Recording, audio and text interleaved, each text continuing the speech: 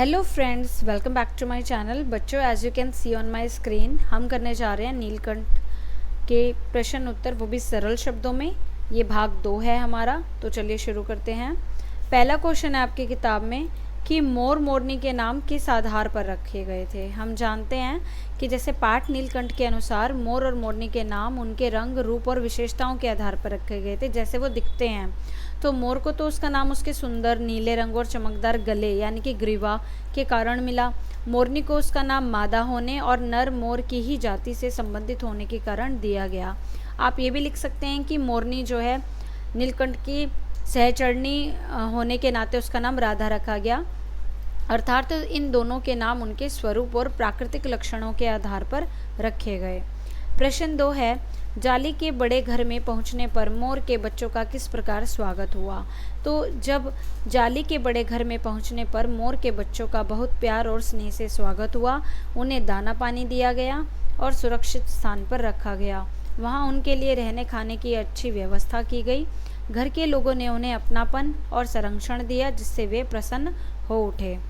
प्रश्न 3, लेखिका को नीलकंठ की कौन कौन सी चेष्टाएं बहुत भाती थी। ये क्वेश्चन बहुत इंपॉर्टेंट है और इसके एग्ज़ाम में आने के चांसेस बहुत ज़्यादा हैं।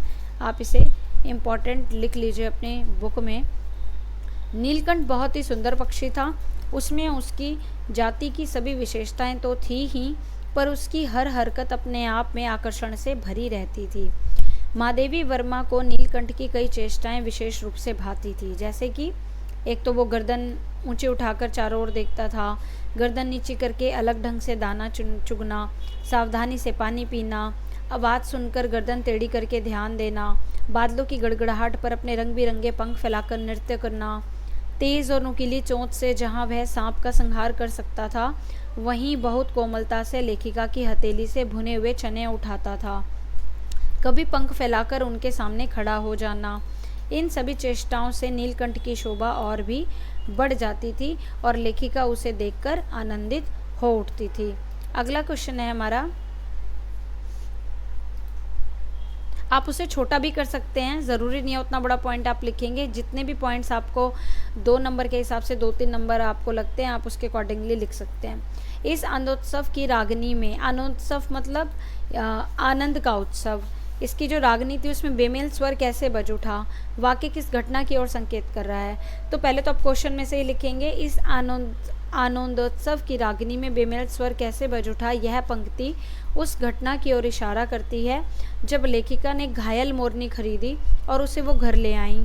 उसके पैरों की चोट तो ठीक हो गई, लेकिन वह सही ढंग से चल नहीं पाती थी, इसलिए उसका नाम क्या रखा गया, कुब्जा। कुब्जा को नीलकंठ का साथ चाहिए था, लेकिन नीलकंठ उससे दूरी बनाए रखता था। ईर्ष्या के कारण एक दिन कुब्जा ने राधा के अंडे तोड़ दिए। इससे नीलकंठ बहुत दुखी हुआ और उसकी राधा से दूरी बढ़ गई। कुब्जा की वजह से नीलकंठ का शांत जीवन अशांत हो गया और यह दुख सहन न कर पाने के कारण अंततः नीलकंठ की मृत्यु हो गई। प्रश्न 5, वसंत ऋतु में नीलकंठ के लिए जाली घर में बंद रहना असहनीय क्यों हो जाता था। ये बच्चों तब की बात है जब कुब्जा उसकी लाइफ में नहीं आई थी।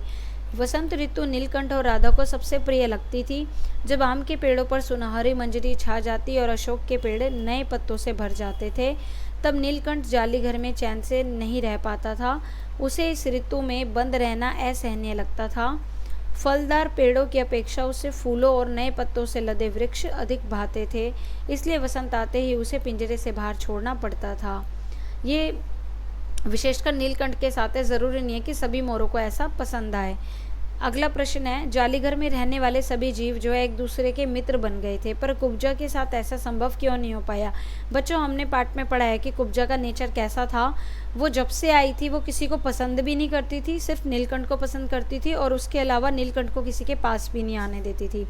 तो जालीघर में रहने वाले सभी पक्षी जीव आपस में मिलजुल कर मित्र बन गए थे, लेकिन कुब्जा के साथ ऐसा नहीं हो सका। आप क्वेश्चन में से ही लिखेंगे इतना। उसका स्वभाव झगड़ालू और आक्रामक था। वो सबको मारती थी, चोंच मारती थी। वो किसी से मित्रता नहीं करना चाहती थी और हमेशा नीलकंठ के पास रहना चाहती थी। यदि कोई दूसरा जीव नीलकंठ के पास आता तो कुब्जा तुरंत उसे चोंच से मारने लगती। उसके इसी स्वभाव के कारण उसे कोई पसंद नहीं करता था और ना ही कोई उसका मित्र बन पाया। और यही बात हम अगर देखें तो हम ह्यूमन लाइफ में भी फॉलो होती है ना। अब देखो नेक्स्ट क्वेश्चन है, नीलकंठ ने खरगोश के बच्चे को सांप से किस तरह बचाया? इस घटना के आधार पर नीलकंठ के स्वभाव की विशेषताओं का उल्लेख कीजिए। तो हम पहले बताएंगे भाई कैसे बचाया। एक बार जाली घर में है ना सांप घुस आया तो सभी जीव जंतु डरकर छिप गए, लेकिन एक छोटा खरगोश जो है सांप की पकड़ में आ गया। सांप ने उसे मुंह में दबा लिया और निगलने ही वाला था कि खरगोश की दर्द भरी ची ची सुनकर जो है नीलकंठ जाग गया। वह तुरंत झूले से उतरकर बड़ी सावधानी से सांप के फन को पंजों से दबाने लगा ताकि खरगोश को चोट ना लगे, और फिर उसने अपनी चोंच से बार बार ऐसे प्रहार किए कि सांप अधमरा हो गया और खरगोश सांप के मुंह से सुरक्षित बाहर निकल आया। इस तरह नीलकंठ ने खरगोश के बच्चे की क्या जान बचाई। अब हमें उसकी ये बताना है कि नीलकंठ की स्वभाव की विशेषताएं बतानी है इस घटना के आधार पर जो लेखिका ने नोट की थी।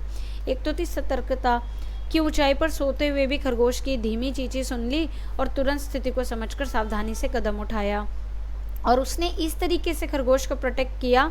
अगर वो डायरेक्टली सांप की फन पे चोंच मारता ना तो खरगोश भी घायल हो सकता था, बट उसने दिमाग से काम लिया, उसने जो है दूसरे तरीके से उसको हैंडल करा उस सिचुएशन को। वीरता, अकेले उसने विषैले सांप से भिड़कर खरगोश को बचाया और अपनी वीरता सिद्ध की। संरक्षण भावना, उसने साबित कर दिया कि उसके संरक्षण में कोई भी जीव सुरक्षित रह सकता है। अब है निबंध से आगे के प्रश्न। यह पाठ एक रेखा चित्र है, रेखा चित्र की क्या क्या विशेषताएं होती हैं, जानकारी प्राप्त कीजिए और लेखिका के लिखे किसी अन्य रेखा चित्र को पढ़िए। तो बच्चों ये क्वेश्चन मैंने आपको पाठ के स्टार्टिंग में भी बताया था। गद्य की कई विधाएं होती हैं जैसे निबंध, कहानी, यात्रा, वृत्तांत, एकांकी, तो ये रेखाचित्र शैली में लिखा गया और मैंने आपको कहा था मैं प्रश्न उत्तर में कराऊंगी। तो रेखाचित्र क्या होता है? देखो, रेखाचित्र वह साहित्यिक रूप है जिसमें लेखक किसी जीव, व्यक्ति, वस्तु या घटना का बहुत सूक्ष्म और जीवंत चित्र प्रस्तुत करता है। जीवंत मतलब जैसे कि जो लगता है कि हमारी आंखों के सामने ही है, और इसमें पाठक को ऐसा लगता है कि वह उस दृश्य को अपनी आंखों से देख रहा है। हम जब कहानी को पढ़ रहे थे तो हमारी आंखों के सामने पूरा ऐसे ही लग रहा था कि भाई नीलकंठ हमारे सामने है, कुब्जा है, राधा है। जब वो नृत्य कर रहे थे वो सारी इमेजिनेशन हमारी आंखों के आगे आ रही थी। तो जब कोई गद्य विधा इस तरह लिखी गई हो कि हमारी आंखों के आगे एक दृश्य प्रस्तुत करता हो तो वो रेखाचित्र शैली होती है। अब रेखाचित्र शैली की विशेषताएं क्या क्या होती हैं? रेखाचित्र शैली की विशेषताएं होती हैं कि जीवंत वर्णन। एक तो रेखाचित्र में सब कुछ इस तरह से वर्णित होता है कि पाठक उसे आंखों के सामने ही चित्रित देख सकता है, जैसे कि हमें कहानी में पता चला। सजीव पात्र, इसमें पात्र अपने स्वभाव, भाव और चेष्टाओं के साथ कैसे लगते हैं? वास्तविक लगते हैं, कि मतलब एकदम रियल लगते हैं, हमें भी लग रहा है कि भाई एकदम रियल ही है। अब देखेंगे नेक्स्ट आगे, सटीक और संक्षिप्त विवरण। इसमें है हमारा कि लेखक कम शब्दों में अधिक प्रभाव डालता है, ठीक है। भावनाओं का चित्रण, इसमें केवल रूप ही नहीं बल्कि पात्र की भावनाएं और मनोभाव भी दिखाई देते हैं। हमें जब दिखा कि नीलकंठ, कुब्जा की एंट्री होने पे नीलकंठ कैसा शांत हो गया था जब अंडे फूट गए थे, तो हमें नीलकंठ के अंदर की मन की जो भावनाएं, जो दुख पीड़ा थी वो भी समझ आ रही थी। सजीव घटनाएं, रेखाचित्र में घटनाएं भी इतनी स्पष्ट और सजीव होती हैं कि पाठक खुद उसमें शामिल होकर महसूस करता है। जैसे हमने नीलकंठ की पीड़ा को मतलब फील किया, कुब्जा की जो हीन दृष्टि थी उसको भी हमने महसूस करा।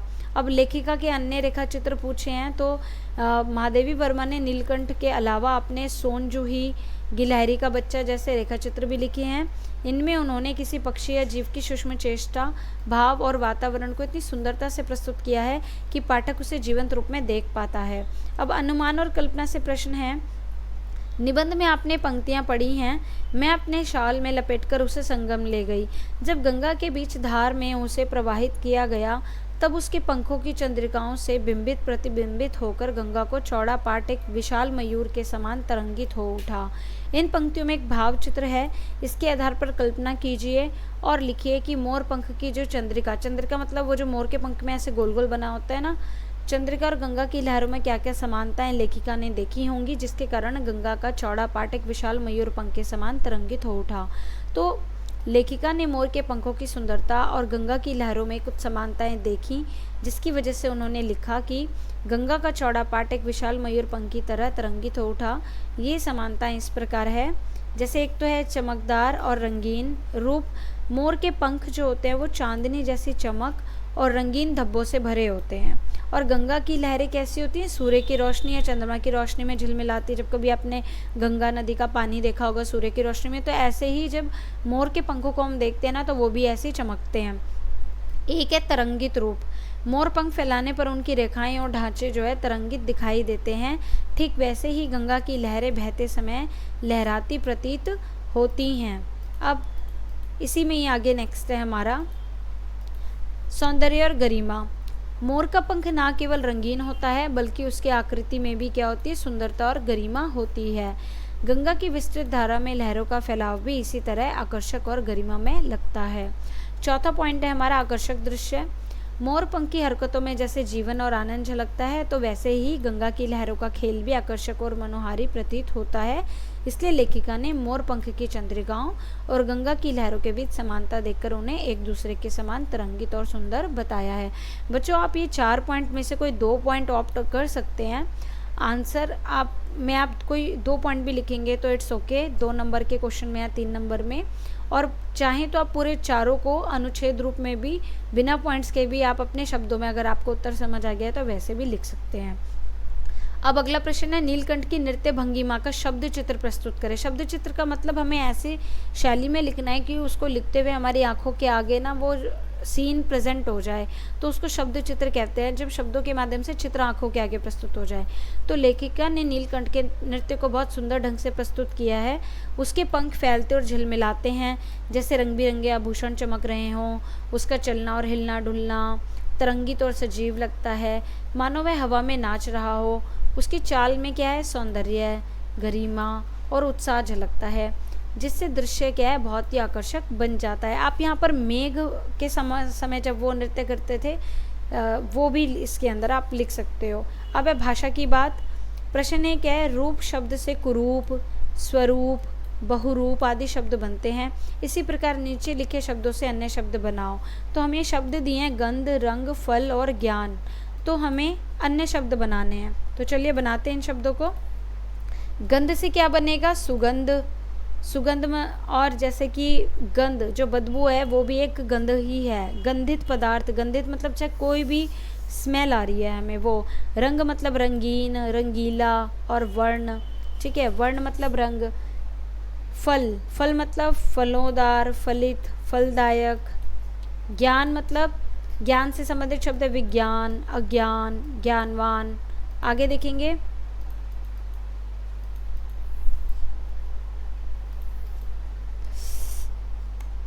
आगे है विस्मयभूत। ये लास्ट क्वेश्चन है बच्चों हमारा। विस्मयभूत शब्द विस्मय और अभिभूत, विस्मय और अभिभूत जो है 2 शब्दों के योग से बना है।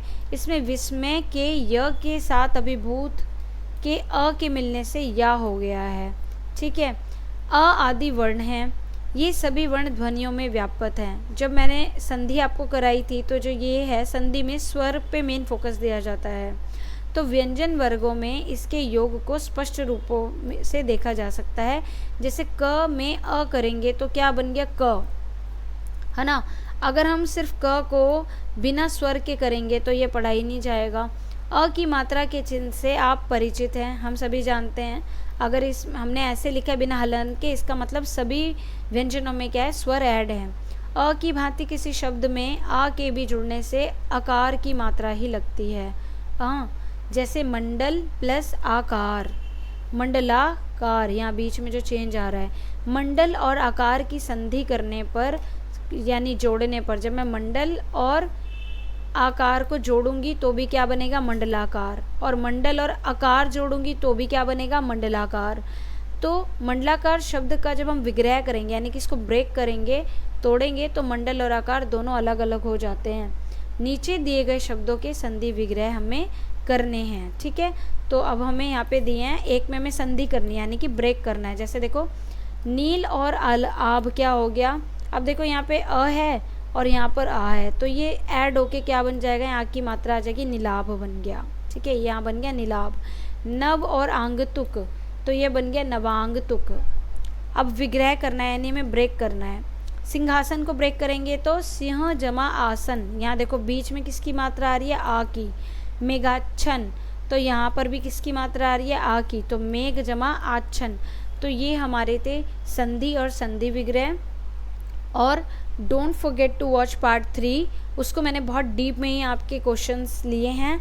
और पेन पेपर लेके टेस्ट के लिए प्रिपेयर रहिएगा, और हम अपना इवैल्यूएशन करेंगे पार्ट 3 में। तो मिलते हैं नेक्स्ट वीडियो में, तब तक के लिए चैनल को लाइक सब्सक्राइब शेयर करते रहिए। एंड कमेंट में कि आपको चैप्टर के शब्दार्थ, कठिन शब्दार्थ, अगर किसी बच्चे को PDF नहीं मिला हो तो मुझे मैसेज कीजिए, और अपना जो है मेरा जो व्हाट्सएप चैनल है उसे ज्वाइन कर लीजिए, so that you can get the शब्दार्थ PDF। ठीक है, मिलती हूँ नेक्स्ट वीडियो में। Till then take care, bye bye.